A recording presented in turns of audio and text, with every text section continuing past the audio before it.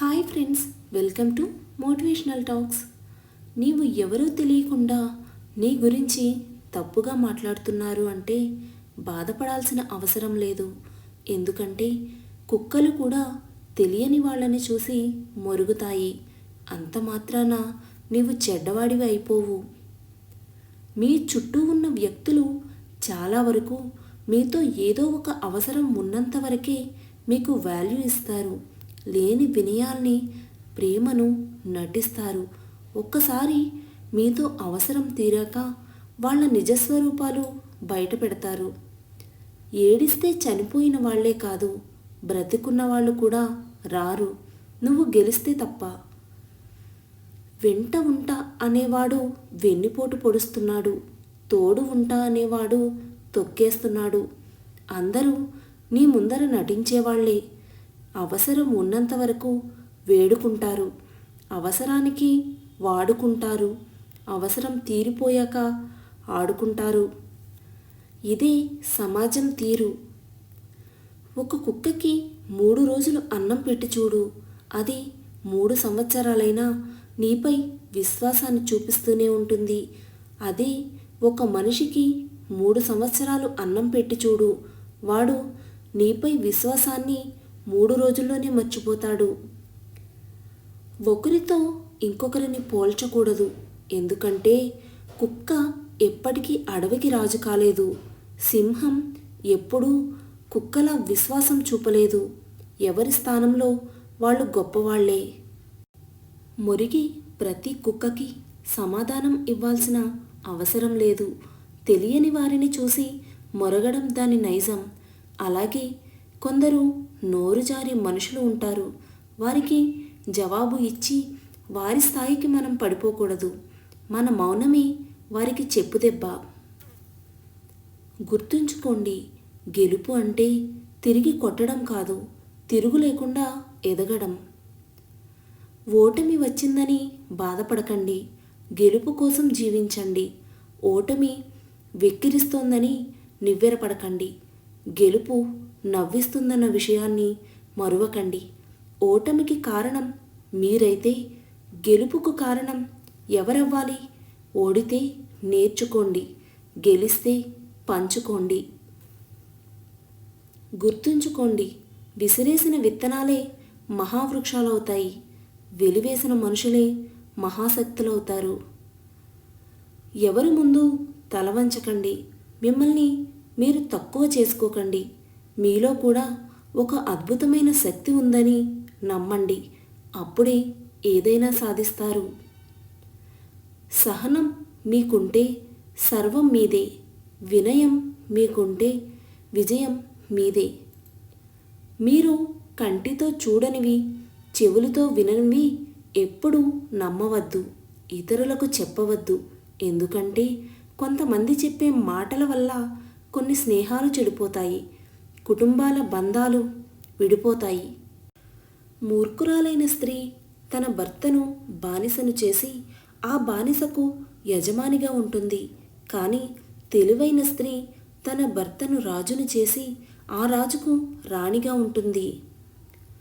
కొన్నిసార్లు నీ చుట్టూ ఉన్న పరిస్థితుల్లో మార్పు జరిగినట్టుగా అనిపిస్తుంది. నిజానికి నీలో వచ్చిన మార్పే ఆ పరిస్థితులను కొత్తగా చూపిస్తుంది. నీళ్లలో ఏడ్చే చేప కన్నీళ్లు ఎవరికీ తెలియదు. అదేవిధంగా కొందరు మనసులో పడే బాధ కూడా ఎవరికీ తెలియదు. నిన్ను ఇష్టపడే వారిని ఎక్కువ దూరం పెట్టకు. ఒక్కసారి వాళ్ళ మనసు విరిగిపోతే నీకు ఎప్పటికీ దొరకనంత దూరం వెళ్ళిపోతారు. కొత్తగా ఏదైనా వచ్చాక పాతదాని వాల్యూ, మర్యాద పోతుంది. అది వస్తువు అయినా లేక లవ్ అయినా. పైకి కనిపించే మంచితనం కన్నా లోపల ఉండే విషపు గుణం చాలా ప్రమాదకరం. అందరినీ నమ్మడం మీ మంచితనమే అయినా వెన్నుపోటును గ్రహించగలిగే ముందు చూపు కూడా చాలా అవసరం. రిలేషన్షిప్ బాగున్నప్పుడు అన్ని విషయాలు నీకు చెప్తారు. అదే రిలేషన్షిప్ చెడినప్పుడు నీ విషయాలు అందరికీ చెబుతారు. ఇది సొసైటీ తీరు. నీవు ఎంత గొప్ప స్థానానికి చేరినా సరే విద్యార్థిగానే ఉండు.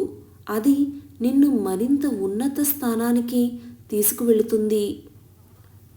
ఈ సొసైటీ చాలా విచిత్రమైనది. ఇక్కడ అబద్ధాలు చెబితేనే బంధాలు నిలబడతాయి, నిజాలు చెబితే బంధాలు చెడిపోతాయి. వ్యక్తిత్వాన్ని తాకట్టు పెట్టి పాకులాడకు.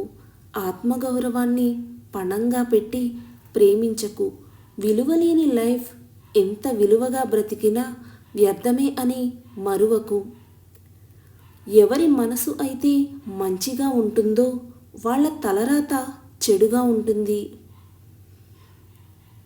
మనసు మాట వినడానికి ఎంతో ధైర్యం కావాలి. ఎందుకంటే మనసు ఎప్పుడు నిజాలు చెబుతుంది. భయపడుతూ కూర్చుంటే బ్రతకలేరు. తప్పు ఒప్పు చేసి చూడండి. గెలుపైతే మిమ్మల్ని ముందుకు నడిపిస్తుంది. ఓటమి పాలైతే తర్వాత ఏం చేయాలో నేర్పిస్తుంది.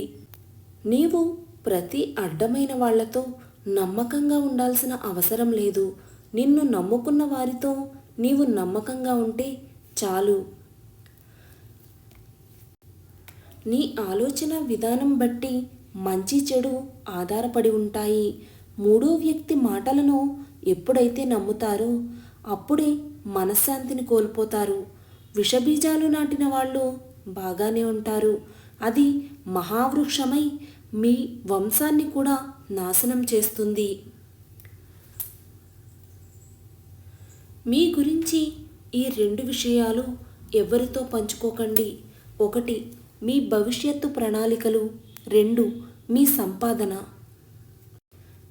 మీకు ఆకలిగా ఉన్నప్పుడు మీకు అన్నం పెట్టిన వారిని, మీరు ఆపదలో ఉన్నప్పుడు మీకు సహాయం చేసిన వారిని ఎప్పటికీ మరువకండి. నీకు వచ్చే కోపం అనేది ఒక చేతకానితనం. నీవు ఏమీ చెప్పలేని చెయ్యలేని స్థితిలో ఉన్నప్పుడు ఈజీగా వచ్చే ఒక ఆయుధం. ఆ కోపం వలన బంధాలు దూరం అవడం తప్ప దాని వలన ఉపయోగం ఏమీ లేదు. అమాయకత్వంలో తెలివితేటలు ఉండొచ్చేమో, కానీ తెలివితేటలే అమాయకత్వంగా ఉండకూడదు. అస్సలు బ్రతకనివ్వరు. ఎవరి లైఫ్ వారికి గొప్ప. అంతేకాని ఎదుటి వారితో పోల్చి చూసుకొని ఊరికే ఆరాటపడితే కలిగే భావం మాత్రం జీరో. ఎవరైనా నవ్వితే మీ వల్ల నవ్వాలి, కానీ మిమ్మల్ని చూసి నవ్వకూడదు. ఎవరైనా ఏడిస్తే మీకోసం ఏడవాలి, కానీ మీ వల్ల ఏడవకూడదు. డాంబికాలు పలికేవాడు పిసరంత కూడా సాధించలేడు.